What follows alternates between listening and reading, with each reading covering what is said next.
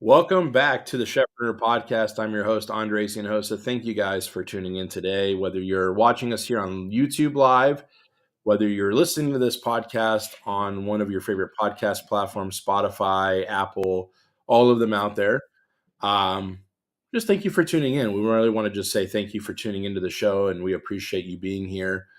I have a really exciting guest, and before I get into introducing Chef Lydia, which I'm really excited to finally get to interview her. Make sure you, again, if you're listening to this or watching this on YouTube, make sure you hit that like button. Share this video. If it inspires you, share this interview. And also, we'd love it if you can subscribe to this channel, really just to be able to connect with you, tune in when we go live, and also put out some great trainings, which we'll be doing some more content as well. So if you are watching this, on YouTube, please make sure you do that. If you're also, listening to this as well somewhere else, head over to YouTube, type in Chefpreneur and find our channel and make sure you subscribe. So without further ado, I want to introduce to you Chef Lydia Huston. And one of the biggest things that I've realized about this is that there are so many different angles in the personal chef space and so many different identities, so many different backgrounds of all the chefs that we interview and even non-chefs sometimes on this show. But she has a really special place in my heart. She is one of my current protege students, which I'm really excited about. But she's in Bloomfield, Michigan. And again, Chef Lydia, I can't wait to interview her. And so she is focused on plant-based nutrition. And again, I'm really excited to have her on the show. So welcome, Chef Lydia. How are you doing today? Thank you for joining us on the show today. I'm great, and I'm really ready to talk about my vision for my personal chef business that you are helping me with at every step. Thank you so much. Well, thank you for entrusting us. We really appreciate it. For everyone out there, we've had some delays, and so I don't know if something that is not of God wanting us to not interview, but we're finally on the show. We've had some different experiences with health, you and your family, me with kidney stones and technical issues. We've had our fair share, but nonetheless, we are here today. We finally have you on the show, and I'm really excited to get started. So, Chef, really simply, I really want you to tell us a little bit about really just your background. Again, I know your story quite a bit, and I think it's going to really encourage a lot of people. But tell me how you got into just cooking in general. Like, where did that passion come from in your life? Well, I would have to say that it began with my getting married. And actually, my husband was the custodial parent of two teenage girls. He Mm. was doing all the cooking, and he was making these amazing meals. Only they weren't vegan. They weren't vegetarian. And he would be making ossobuco and um, lasagna from scratch, and he'd be making all of these great dishes. One of his favorites was snow peas with a creamy pancetta sauce. That sounds delicious. I'm not gonna lie. I mean, might want to, I might kind of want to maybe have his recipe. So, Yeah, so he's making these amazing meals for himself and the girls, and um, he would think of me, and I would have maybe pasta with marinara. And I know it doesn't sound very exciting because it wasn't, but I wasn't really interested in being the cook. I mm, was more interested in I was teaching school at the time, and I really didn't have time to cook anything for myself. But I was vegetarian then, um, almost vegan, but not quite. So I was still consuming dairy.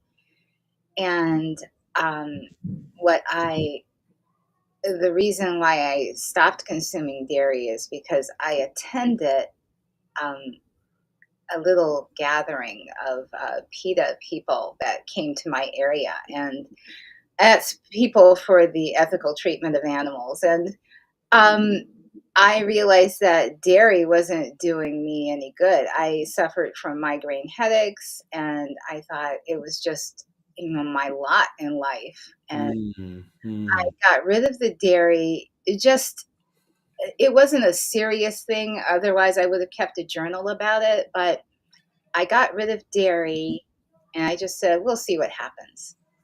But, I was busy with school, um, gym and the girls, and I just didn't keep track of the migraine headaches that were not appearing any longer.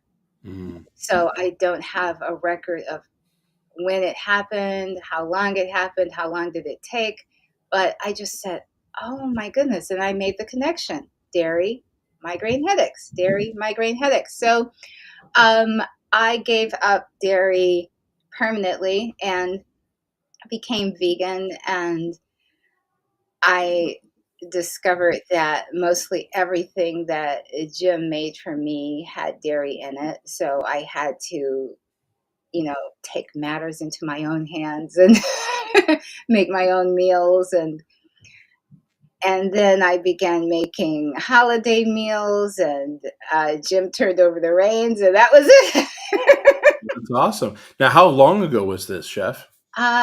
This was about 25 years ago. Wow. Okay. Okay. And I remember you talking a little bit about, so like basically the passion started coming out of really necessity, Hmm. sounds like, right? So again, eating your delicious snow peas and things like that in cream with bacon probably and garlic and all the goodness. All of Or that. not the bacon, but at least the dairy. Hmm. So it turned into from basically from that necessity, and that started to spark this passion. Now, did you attend culinary school after that? Did you go to school at all for this, or was it really more of just discovering and kind of self discovery and self learning with food Well, and I'm cooking? glad you asked, because while I was teaching at Roper, I just recall being obsessed with having kids try different things that was vegan. And, my kids were really up for it. I was a co teacher of homeroom, and I would always bring in chocolate soy milk and vegan donuts, vegan cookies I made from scratch. Mm. Sometimes I made the recipe up myself, and the kids were really game to try it. I I remember. mean, if you just say something sweet to kids, they're most of the time going to try it, at least try it. So Mhm. that's good. They did. I remember two kids that were also in my French class, uh, coming in. Well, they looked like cookies, and they tasted kind of funny, but they did look like chocolate chip cookies. That's good. So I did a lot of trial and error, and after the school let out for the summer, I decided to go to this culinary arts program that was in Portland, Oregon. Okay. This was because I looked all over the place for a completely plant-based program, and this is the only one I found. So, Okay. so I went to Portland, and uh, I had this. But by this time, because it took me about a year to save up for the program. But by this time, I was very much of an autodidact. So I already learned so much, Mm. had taught myself so much, that by the time I got there, everything they offered, I really already knew it. Oh, wow. But it was a great vacation, though. I got to go to a lot of vegan places in Portland.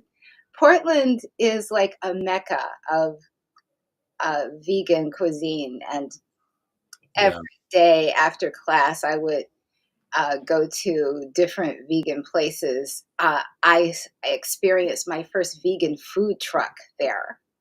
Oh, wow. Ooh, yum! I know, and I love the the laid back atmosphere of Portland.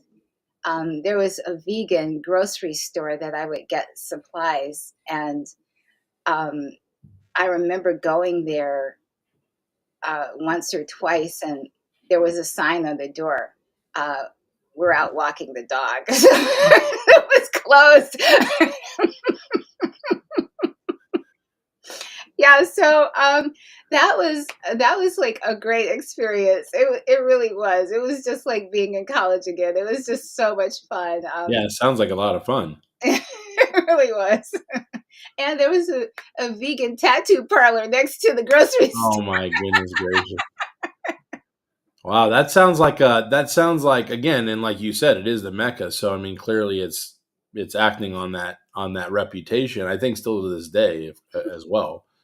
And so, what year was that? What years did you take that course? I'm thinking 2004, Okay, so yeah, basically you're into the journey, like you 2005. said. Uh, I guess I would say 2004 to 2005 because I actually started Dharma's Kitchen in 2005. Okay, So, okay, yeah, and that was an exciting time because in my area, no one was doing that. Um, in fact, I didn't even know about personal chefs in that area. I'm sure mhm, people were doing it, but it was um, it was really a niche profession where only the very wealthy had their private chefs, and no one else really knew about them. yeah, It was just all hush hush. So I began my career um, not doing parties, which I love to do parties, but the first real client I had serious food allergies. mm, She was what I called the obligatory vegan. She had to be vegan because there was nothing else out there for her to eat. And I said, wow, I was looking at the list of things that she could not eat. And I said, wow, I said, pretty soon you'll just be eating watermelon and ice. it sounds like that. You know, sometimes I feel like that with some people as well that I've even, and they're not even plant based or vegan. It just seems like, what can you eat? Or, or some people, again, the famous, hey, like, I'm allergic to all these things. And then you get to their house and you're cooking and they're like munching on bread when they're saying they're allergic to gluten. And I'm like, is that, oh, I was like, oh, you got some gluten free bread? Like, oh, no, I mean, I cheat a little bit here and there. And I'm like, so you're not allergic to gluten. You just maybe are somewhat gluten intolerant. Okay. Yeah. So, Yeah. you have to, and there's some people, like you said, I mean, clearly there's some people where it's very, very dire as far as like Mhm. truly actually feeling like sick, and it really does affect them. Which, would really, really stink if you were them. But that's awesome. So it got you, you went to this school kind of taught you probably a few things here and there, but a majority of it you kind of already studied and learned. Mhm. Because it sounds like your passion then was really building for that. And then it's, which we'll probably get to the story with your husband, because that's the thing that really hit my heart the most. And I feel like it's really, it's such a beautiful story. But before we get there, I don't want to, unveil that out of the bag too soon. But, tell us a little bit about more, a little bit more about Dharma's Kitchen. So you said in 2005, you kind of created this, and again, I know your story and I know, kind of what happens, but I think it's really encouraging and even a really cool opportunity for you to share your journey a little bit. But tell us a little bit about Dharma's Kitchen when you first started it. What did that look like? I know that what did you have your eyes set on when you started that? Well, I thought that I'd be cooking for because we lived in Birmingham, Michigan, and it's it's an area that is very wealthy. Hmm. And I think that the personal chef, I told you that there were personal chefs, they're just, weren't advertising.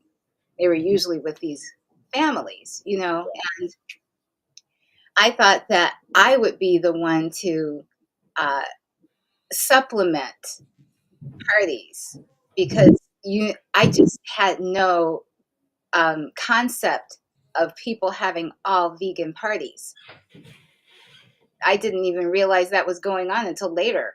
I didn't Oh, realize wow. vegan Yeah. people have vegan weddings, which I've also done. I didn't realize that until like later, but I thought that I could supplement when you have vegan guests at your home.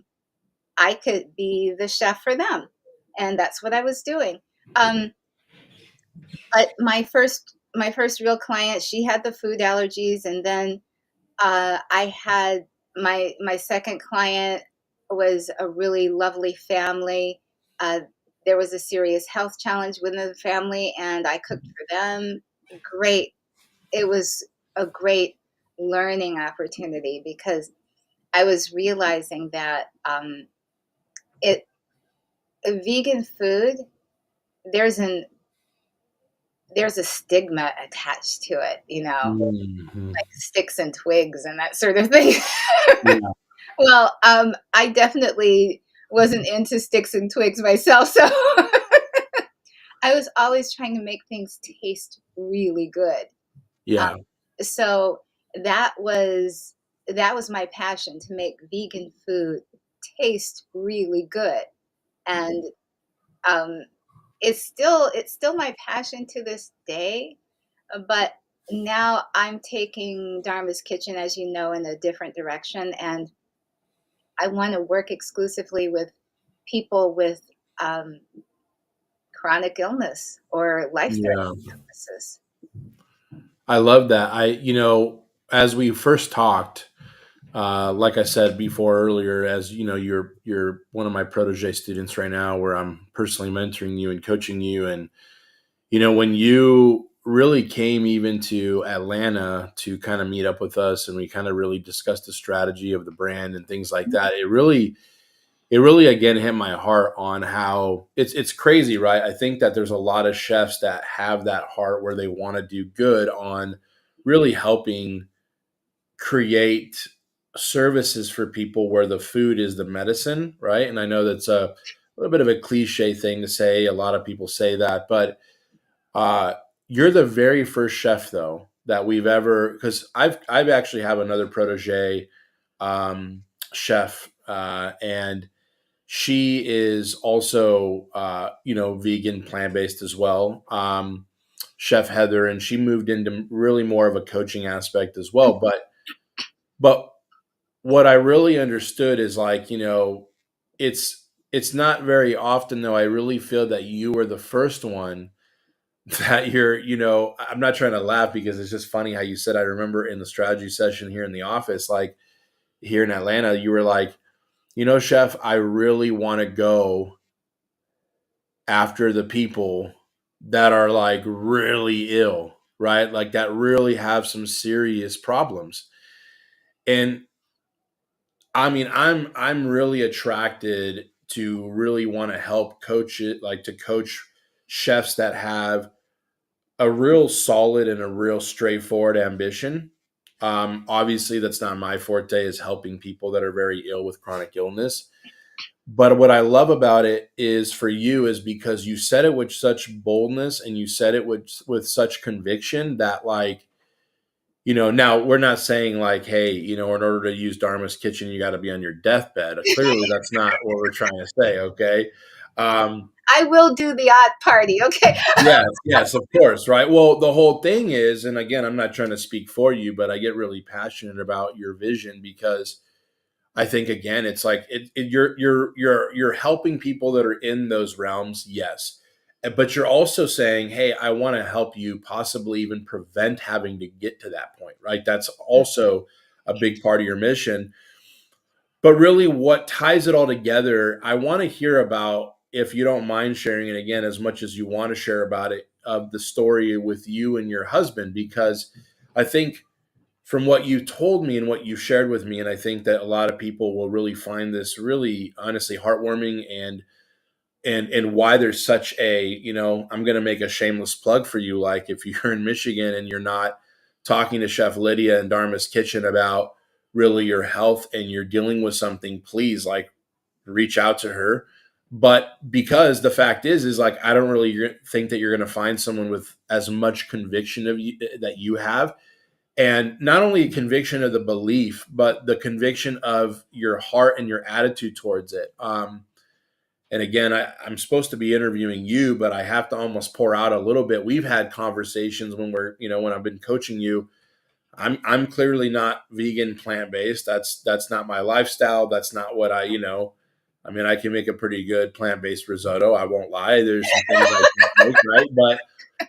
But what I love about you, Chef Lydia, is you're also not throwing rocks and stones at me, right? You're not, and that's really refreshing, because I think, diet styles, my personal opinion, again, we've talked about this, is that it's not a one size fits all for everybody. That's not really how the world works.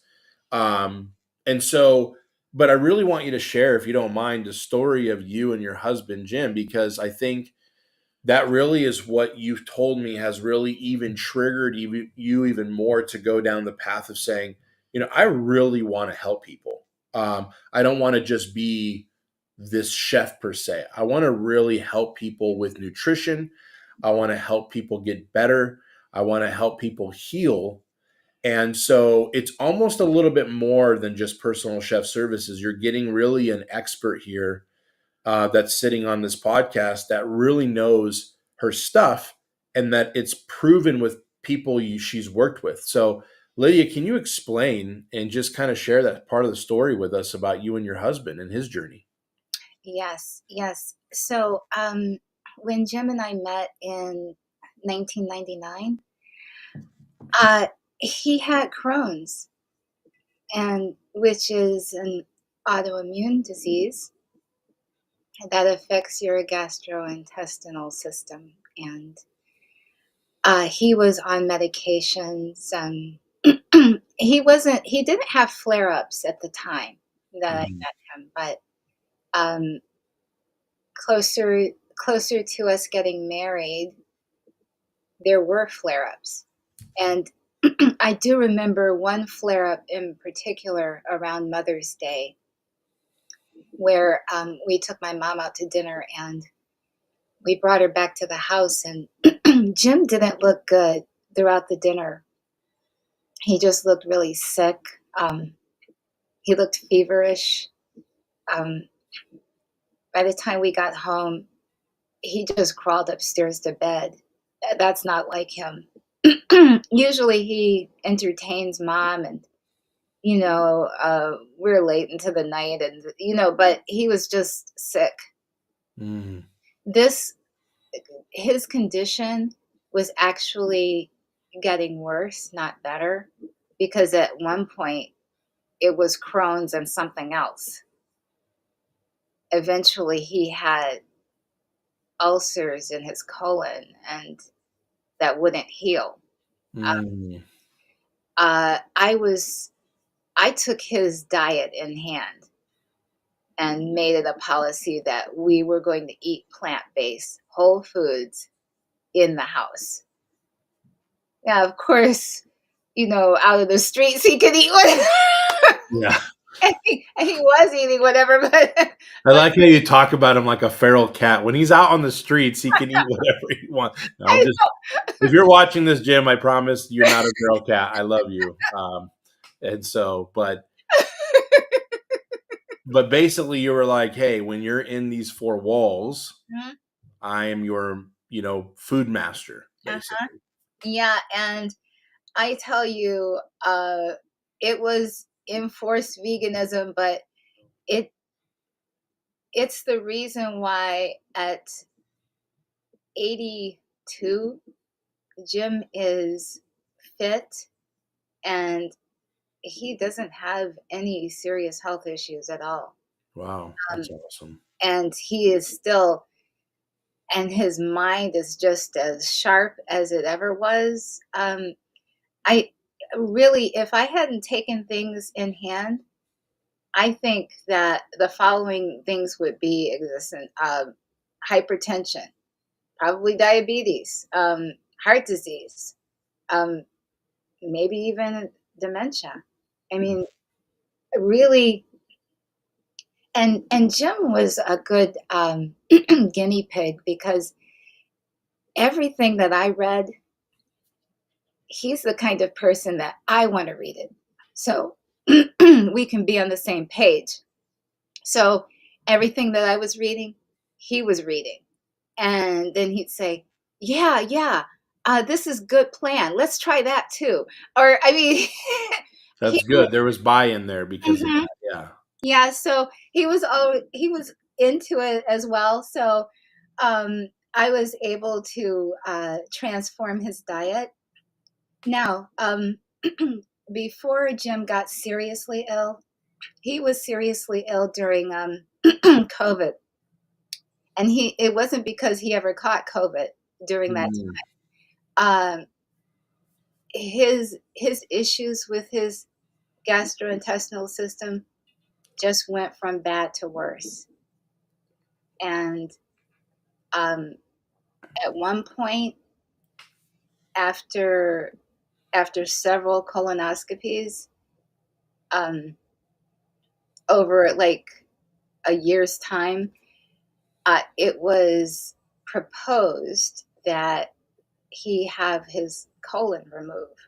Wow. And uh, so, of course, Jim, he wanted the best, and the best in our area was really good, highly recommend it. But he still thought that he would have to remove Jim's colon, and Jim would have a colostomy for the rest of his life. Mm. That wasn't Jim wasn't having it. So his first idea was, no, I'm just not going to do it.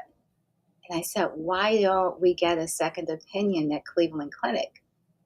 And he said, okay, but if they say the same thing, I'm not going to do it. I said, it can't hurt though. So we went to Cleveland Clinic, and we saw the best gastroenterologist there, and she said that we can remove the colon. You would have a colostomy for 3 months. You come back, we reverse it, and you'd be good to go. Wow. And Jim said, I can live with that. Okay. So that's what we did. And after healing, which it was surprisingly a short time healing after it was reversed, um, and he was fine. Wow. And I still have him on a whole foods plant-based diet. And right now, I've been trying out a lot of anti-cancer salads on him. He's been very game for them because I'm making them really tasty. Good. That's incredible. And I think, and again, I don't want to expose your husband a little bit on his little bit of fame there, because he does have a little something to his name, but I think it's important to actually touch on that a little bit, because it's one thing to say, like, I'm not trying to speak for all men here, but I am a man, and I'm a chef, so I'm probably a little pickier than most. But most men, you put something in front of them and they just gobble it up, right? And but when you're a chef, or when you're a foodie like your husband, you can't just pass off something that doesn't taste very good and say, "Hey, eat this." And like, there is a level of like eating something for your health that, again, as you said, I think you said twigs and leaves or something like that. I know that that's not what you cook, but a lot of people will perceive this, and they have this notion about plant-based where it is that way. And I know it's not that way at all. I think some people do cook really flavorless, but to be honest, there's a lot of people that cook meat and other things that are not plant-based very flavorless. So that just means that maybe some plant-based vegans are just not good cooks, period. But Yeah, let's just be honest here, right? I mean, not every Italian knows how to make a good pasta. Okay, I'm sorry. that's It's just the way it is. true. So the other side of it is like, okay, so your husband does know food. He's been in the food business. If it's okay to share a little bit, would you share a little bit about, his experience? Because I think it, I think it really plays a testament to you, Chef Lydia, like we said, like, people listening to this or watching this, you know, if you're looking for something and looking for someone who can bring the health aspect in, when we were working on your menus for specific chronic illnesses, I mean, you kind of gives me goosebumps because you had very specific recipes with very specific dishes that were meant to attack and reverse and help heal some of these chronic illnesses. Now, again, we're not making crazy disclaimers here. We're not saying that, Chef Lydia has the magic purple pill. But the fact is that she knows where the spear's at and we can really start to tackle it. But, I think it's just a big testament to you and your cooking ability and how you could take these things and make them really yummy because your husband knows food. He's not, so tell us a little bit about just really briefly, like, what his experience is with food and why I'm saying that to begin with. Okay. Wow. I could talk forever, but I will give you the condensed version. Okay. Jim Huston, if you Google him, he is the progenitor of the Yukon Gold potato. Now, Wow. if you don't know what the Yukon Gold potato is, You're living under a rock. yeah. Every chef uses them for mashed potatoes, I think, in the world. So, yeah, pretty big deal. Yeah. So he's actually like, he's the first real foodie I ever met. Like, he's very particular about, in fact, I remember he was bringing a very special potato over from France. It was called a Larat. And uh, he got a grower. He got the seed from the French farmer, and he got a grower locally. And when the harvest came in, he said, "We're going to prepare these." And I said, "Oh, I would love to prepare them myself." He said, he was very specific. You cannot, you only can roast them at this temperature. You cannot leave them in for longer than 15 minutes. Otherwise, they're overdone and they're ruined. Like, Yeah. okay, no pressure there, but Yeah. Yeah. As he's over your shoulder, breathing. yeah, he said, just a little bit of salt, not much, just a little bit. I was like, okay. So I did end up roasting them to perfection, okay, with a little bit of rosemary. So yeah, Jim is very particular about his food, and he's he's the world's biggest food critic. So whatever I try, usually I try to try it on myself and my mom first, and then try that. Really tried on Jim. I like that. That's a smarter approach as you're approaching him. I mean, I think that because first of all, that's a huge deal, right? The Yukon Gold potato, right? And I'm assuming, again, I don't want to make assumptions here, but I'm just using my imagination and kind of what you told me is like, not only is he a foodie with that and why he is, but he's also probably been surrounded by some of the best chefs in the world and probably knows them, right? Oh yeah, Joel Robuchon. He has a book signed by Julia Child. Uh, Wow. yeah, he, and I remember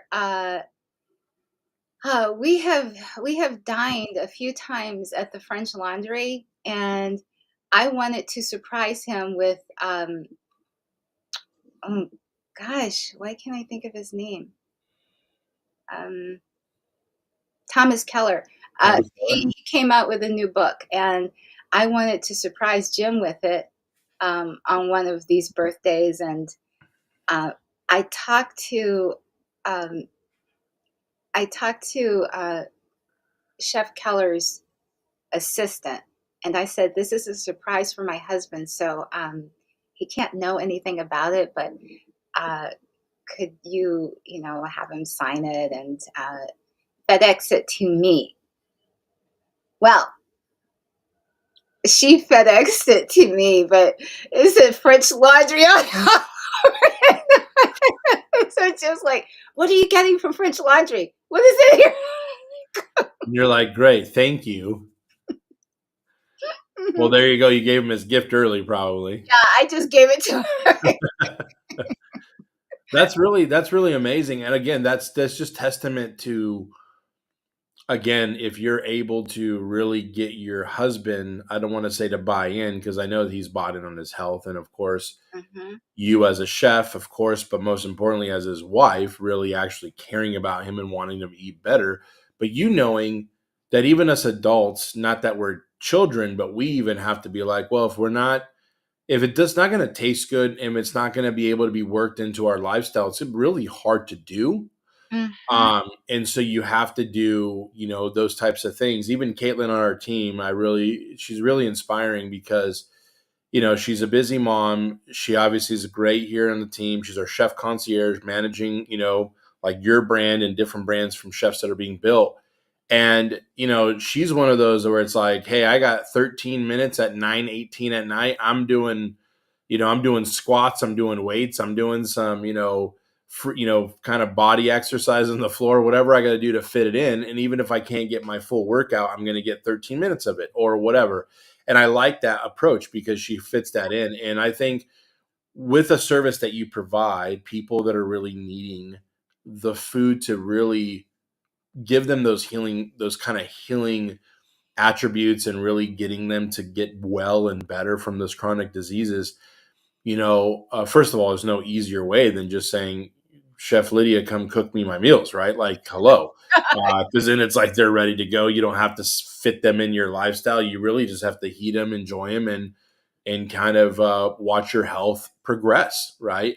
That's the goal. So mhm. that's really incredible, Chef. I think I really appreciate you taking the time as well to dive in through some of those journeys and really sharing some of those intimate moments with you and your husband, because again, I think it's very important for people to understand that a lot of chefs don't have, they have their selves as far as like their testimonial and their proof. And I think that that's also amazing. But you yourself, like, there's a lot of confidence there. So if someone is looking to hire you and really provide, get, kind of provided services from you, um, I think them knowing that you're convicted on what you do and what and how you're honestly, you have the biggest heart. I mean, I think me and my team, we talk about all the time. We talk about you behind your back in a good way all the time. We're like, Chef Lydia is probably one of the sweetest chefs we've ever coached and worked with, like beyond measure.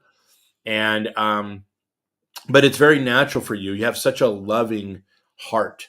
Even when my kidney stones, that I was passing over the few weeks ago when we had unfortunately postponed again and the whole thing, um, you were so concerned. You were like, "Oh my gosh, please, like, send Chef my love," like praying for him, and it's very genuine. And so I think it's really, I wouldn't say it's rare in the world. I mean, I believe myself to be, I love people and I want to help people. A chefpreneur, that's like my passion. It's what fulfills me.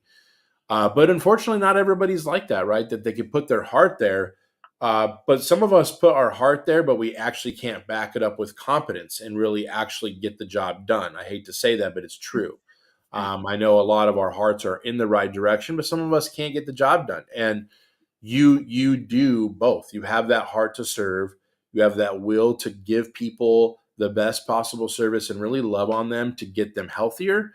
But at the same time, you're competent enough and actually hold the skill to get them not only like the food but want more of it. And it's just this repetitive cycle that becomes beneficial as opposed to repetitional stuff that makes them go down, right? Like, Mhm. oh, I'm not feeling well, so then I get depressed and then I eat bad food and then I'm getting worse. In this case, it's like I'm not in a great position. I'm starting to get your services. I'm starting to, eat the foods that I should be eating, and I'm getting better and healthier and stronger and more energized. And then it's like it's a good thing. Plus, it tastes good, so you're wanting more, but then your health is actually increasing. So that's pretty incredible. Now, Chef, at this point in the podcast, what we like to do is kind of, again, as I say, flip the script a little bit. And, I'd love for you to just ask me any questions that you would want to ask me on the podcast and anything that you would want to discuss. Oh, okay. Well, I do have three major questions, and I think we might have touched upon this like in one of our coaching calls, but uh, my ideal client. I have three ideal clients. Yes. One of them doesn't have any health issues. Okay, they're just in it for prevention and great tasting food, and possibly it's a family of like four or five. Um, but the ideal client that has the serious health issues, Hmm.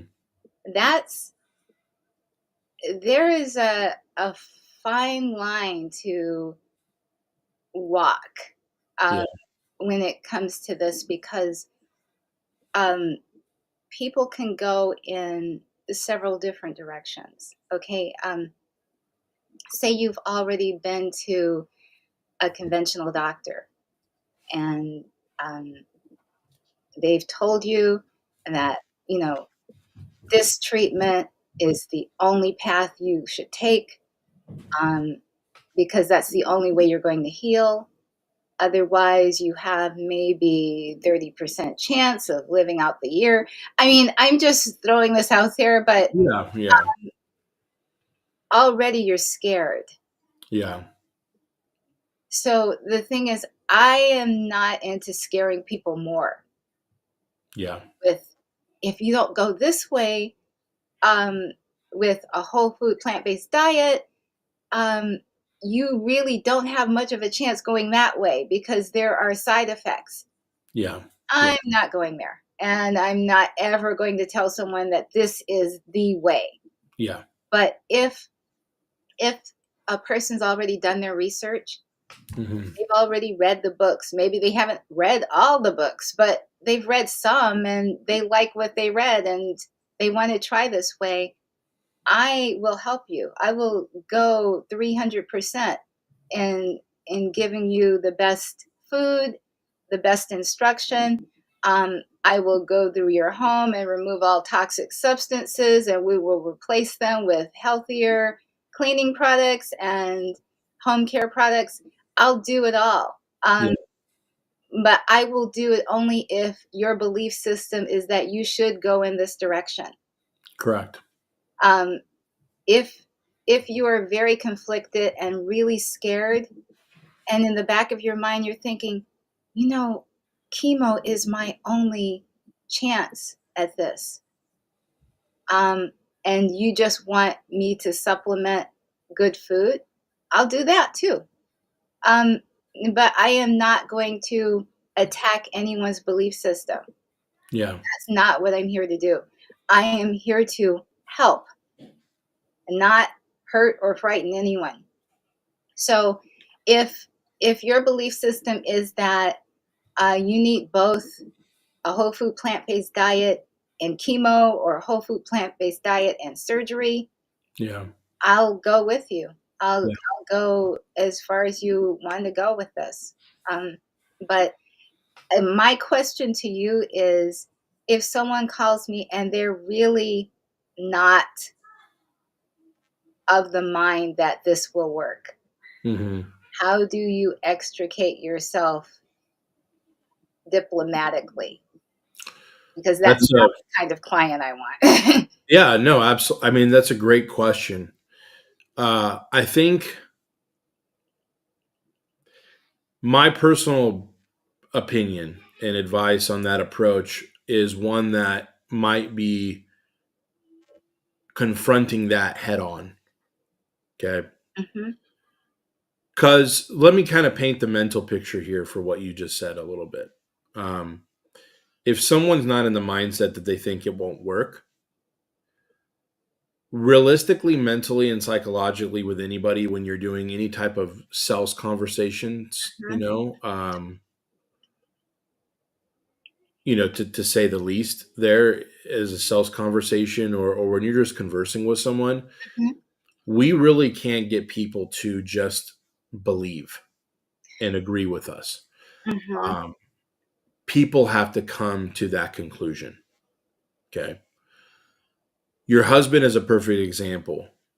he wasn't necessarily questioning you, your motives, what you were capable of doing, but he was the one saying, I want to read this stuff for myself. And then when he read it, he then had the belief himself. And then he used you as the tool to help him achieve that. Mhm. Okay. So when someone is in the crosshairs or crossroads, we don't want to go down the angle on the side, like you said. I think that's already checked off the list. Like, we're not trying to say fear, fear, fear, fear, fear. There's ways you can challenge people's thinking without getting it into fear. And a lot of times it's just asking the right questions to direct their own efforts on diving into the issue or the information further. Mhm. So, for instance, it wouldn't be fearful, but it'd say, on a scale from 1 to 10, your condition right now, where do you feel you sit with hope? Just in general. Like, and they're like, well, I'm at a 1 out of 10. Well, in that case, it's like, well, here's what I'd like to do. Like, what will it hurt then? If we're already at a 1, we're already at a baseline where you're feeling like there's not a lot of hope. There's that direction we can go, is kind of like, almost like, why not? Why not give it a try? Right.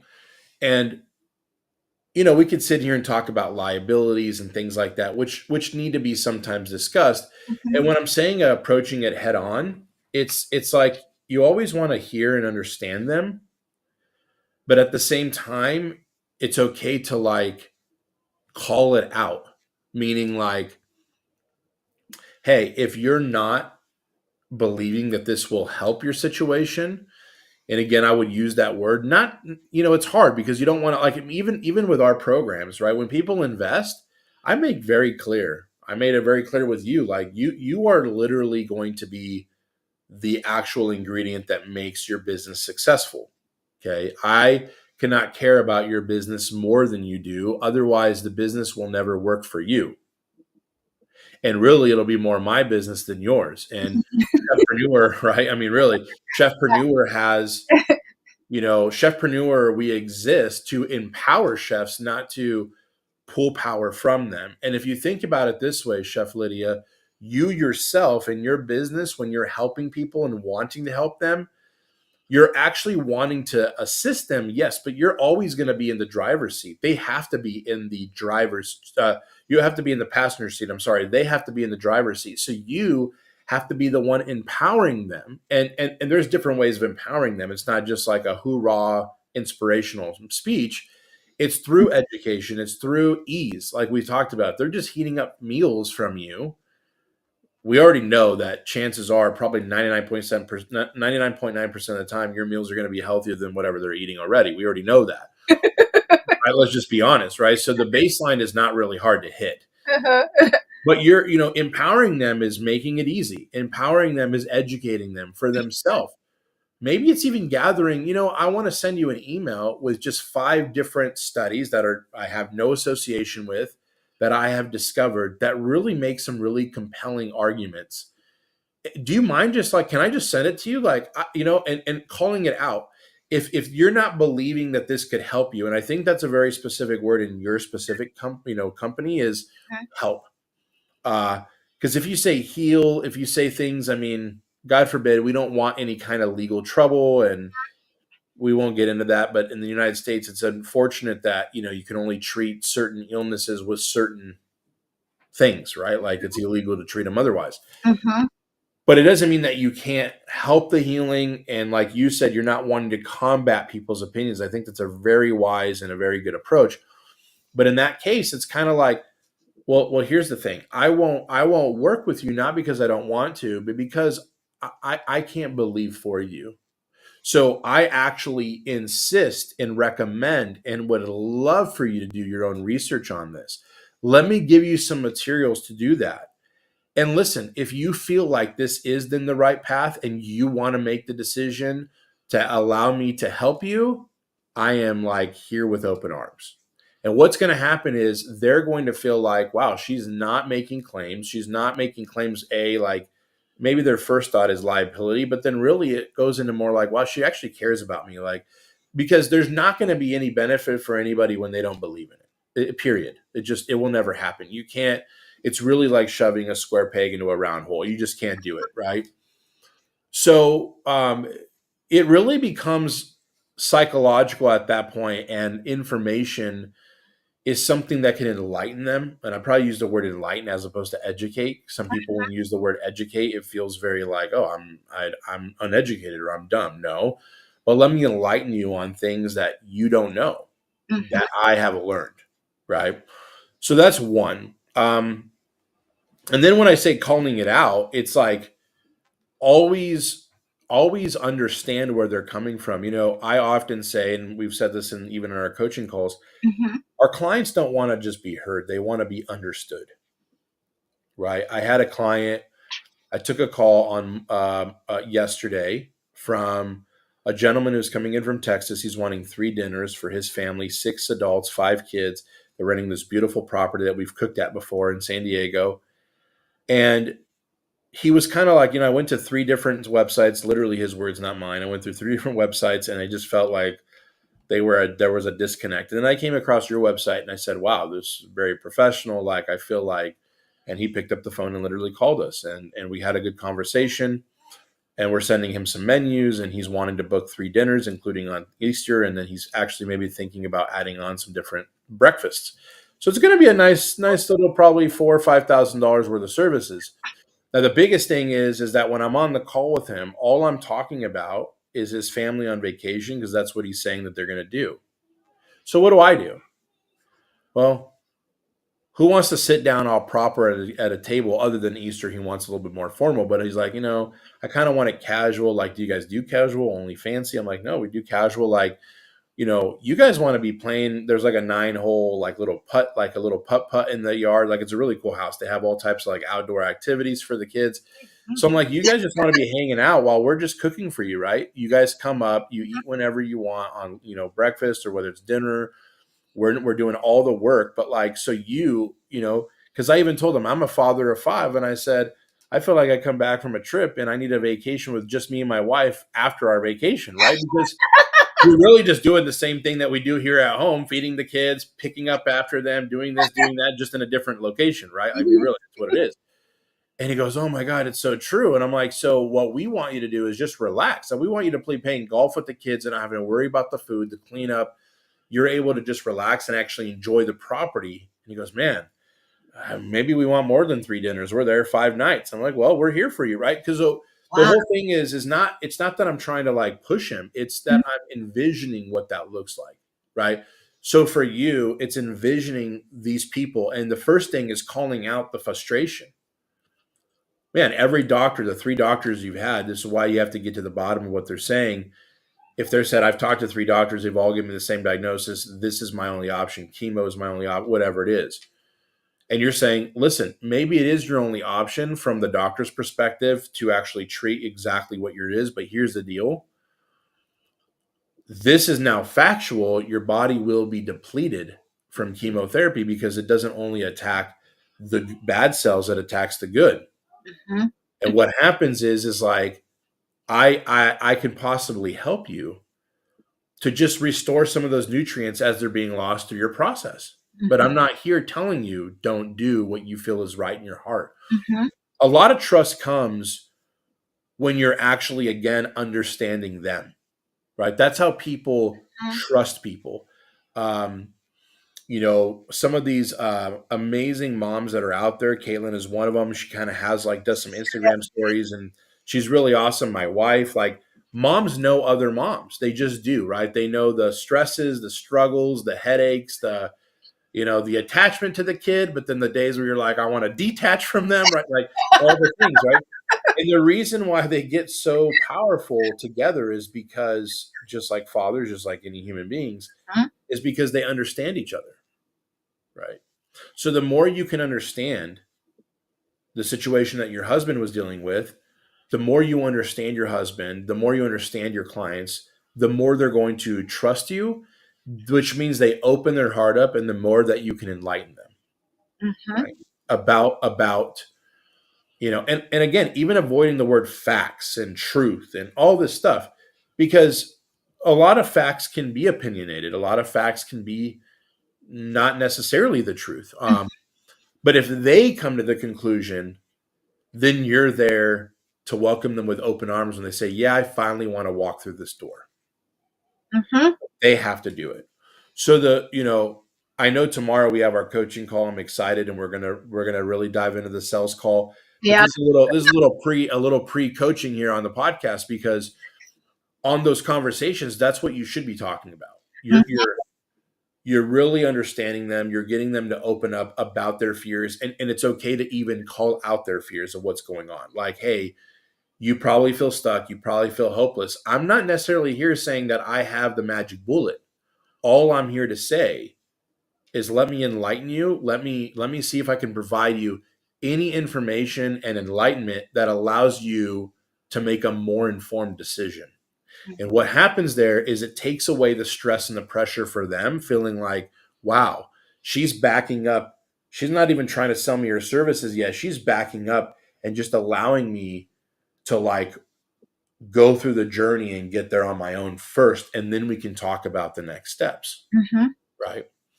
And again, I'm not trying to use so much chefpreneur examples, but a lot of chefs that we talk to, even in chefpreneur, they want food trucks. They want to open a restaurant.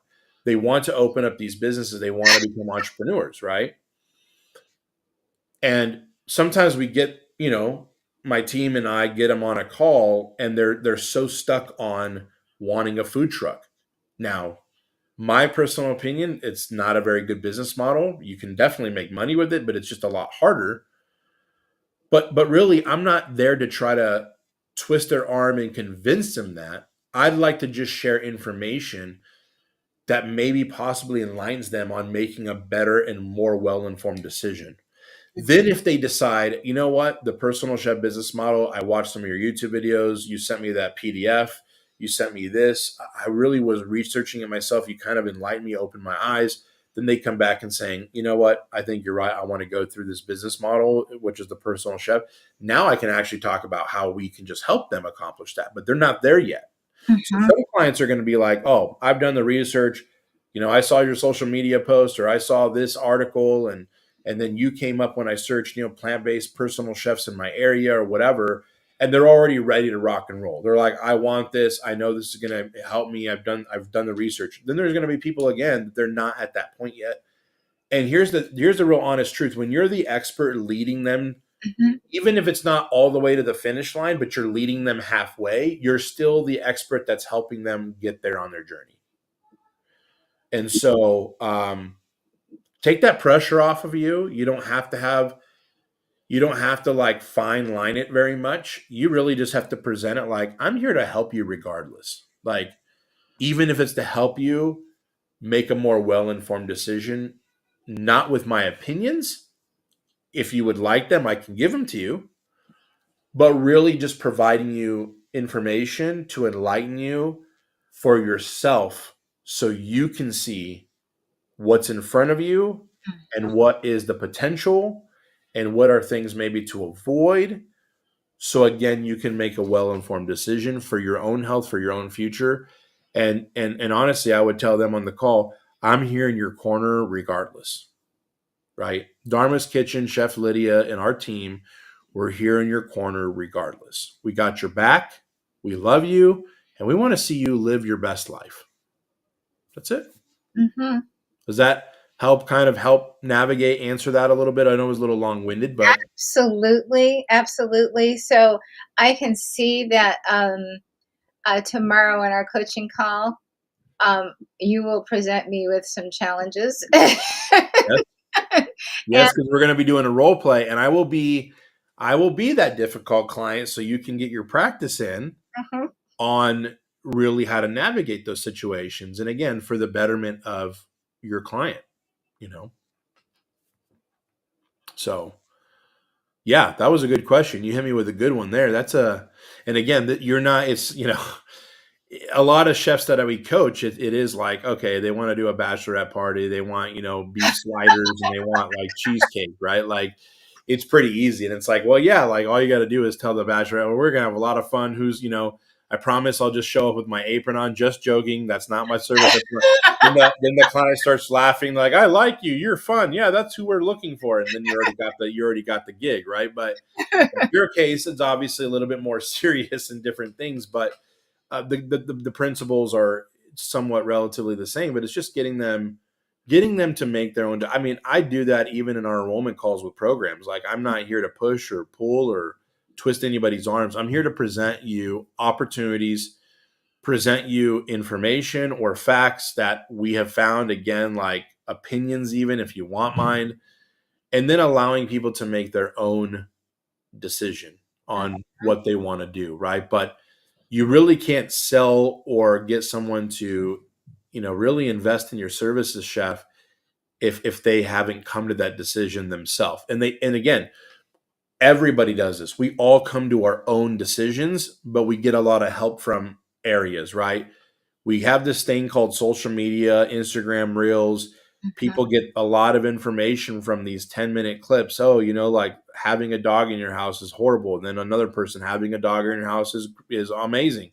And it's like, there's so much information. And again, I look at 2 reels like that and I'm like, no, there's some really crappy things about having a dog that's probably not good for your health. And there's some really great things about having a dog that are. So like, they're not both necessarily wrong or right, but it's, what conclusion are we coming up with? Where are we getting the facts and the information to make the best decision and well-informed decision?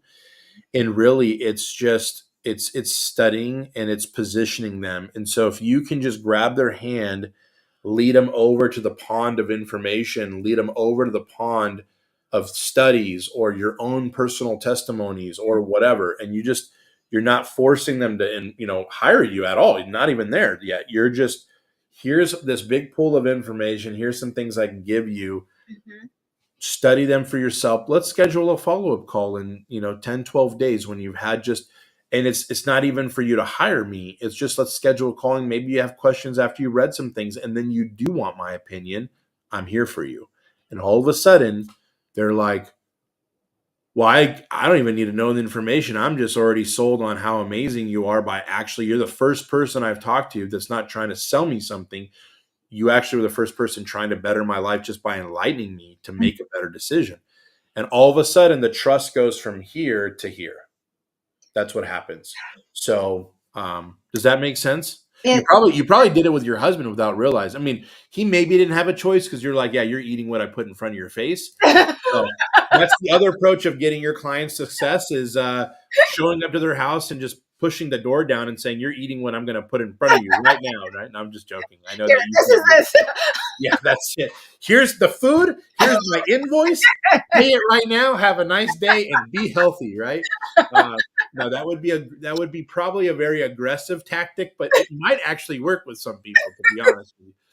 So, but no, Chef, I think, again, I'm just so excited about what you offer and what you do. I want you to really,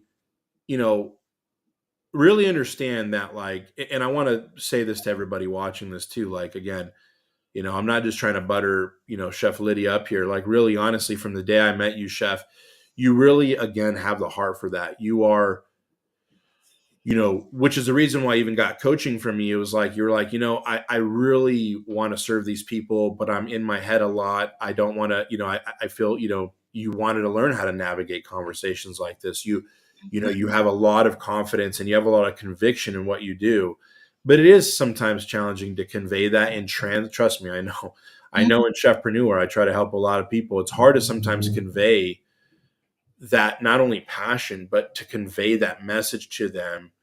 And we can make it as clear as possible. But again, if they're not open to receive it, even just even getting enlightened, some people just are closed and they don't even want to learn about anything. Right. And that's like a whole nother podcast we can do, because those people won't even give anybody the time of day. But it's hard sometimes to convey that message directly to what they're thinking or what they're figuring out. And so in a sales conversation, that's where you do have to ask a lot of questions and ask the right questions, which you're well on your way. So speaking of that, Chef, I really want to ask you just one more question before, I don't know, and I know you have maybe a couple more questions, but is there what would you say to someone, even like, what has been your experience with Chefpreneur? Like, I know you discovered us and really wanted to ask that because, again, I think kind of talking about your services, it actually inspired me a lot. It actually is very parallel to us where we coach a lot of people and we have a lot of conversations with people about where they are in their career and what they want to do. And sometimes it's we have to enlighten them first on just like, hey, what do you want to do? And let's present some things to you, like not our programs, but let's present some statistics to you for you to research. But what has your experience been working with us at Chefpreneur, in your own words? Well, it's been an amazing experience. Actually, you offer something that I really didn't think was possible.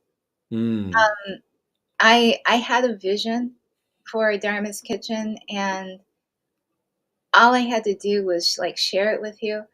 Um, I've seen I've seen my website that will be, premiering soon, and it is amazing. I mean, Caitlin, boy, she is just awesome. she is. Yeah, she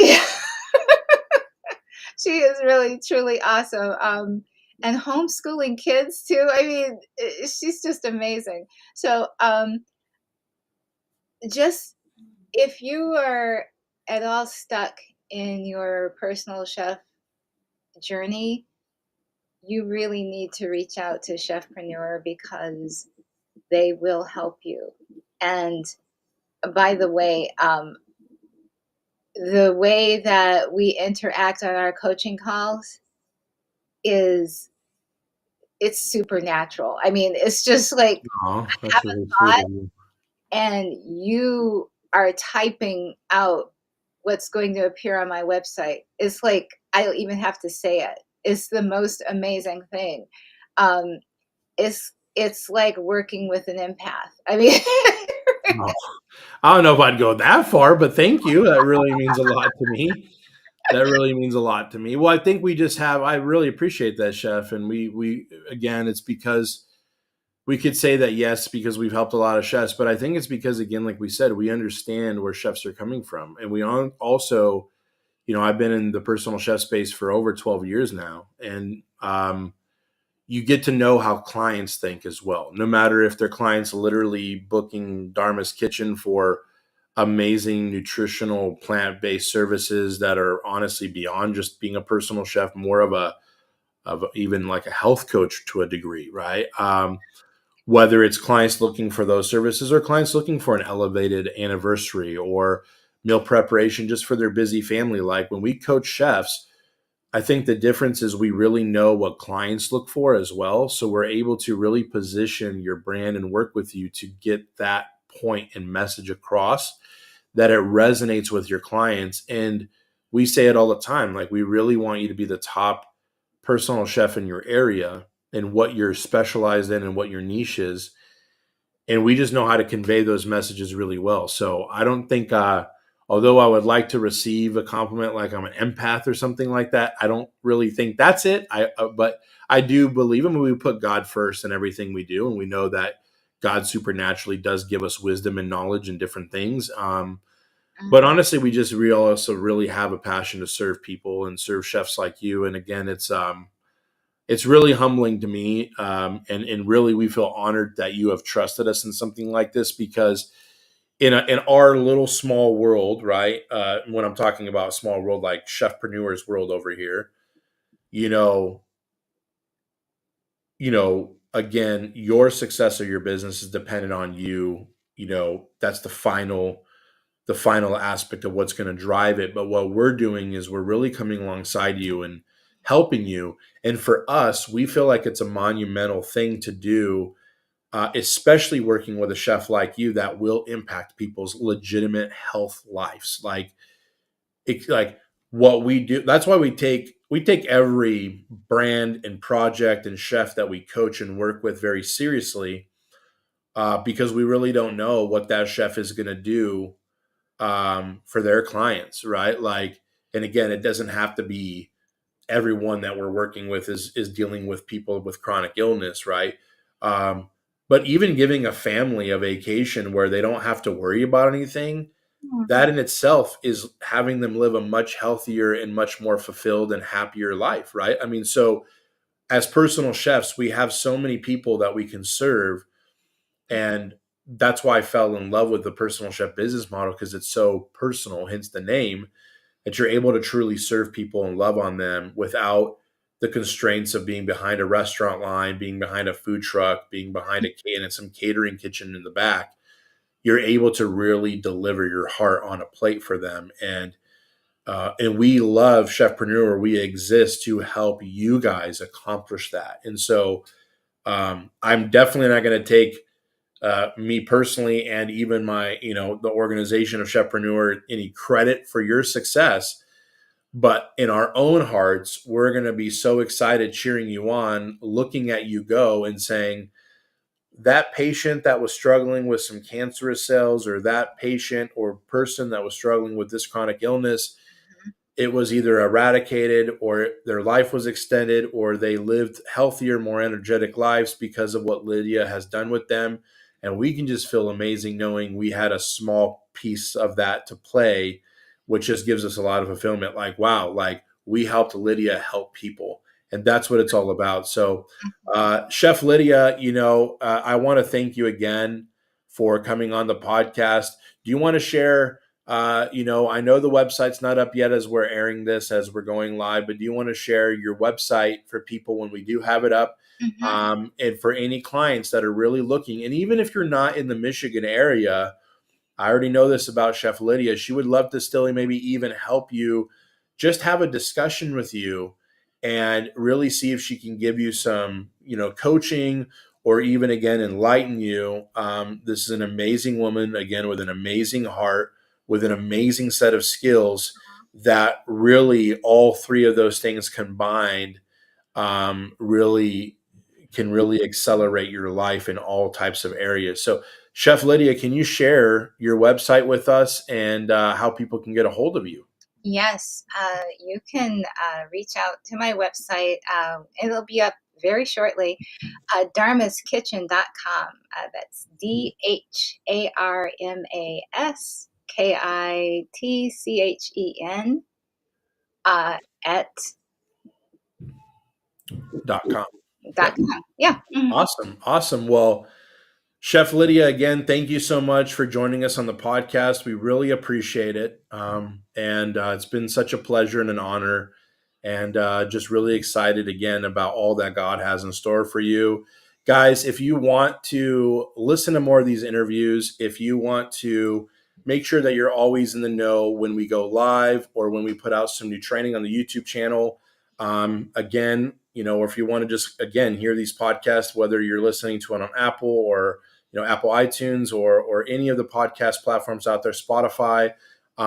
Make sure you tune in, subscribe to the channel, subscribe to the podcast, like it, even leave us a review. We'd love for you to leave us a review if you're listening to this on a podcast platform. It really helps us out. That's the only price of admission for our videos, is really just to like our stuff as well. And again, if you guys need any help, you'll see in the description here in YouTube below, we're able to schedule a call with you and help you in your business and in your journey anyway. So we really appreciate it. God bless you guys, and we'll see you guys next week. Take care.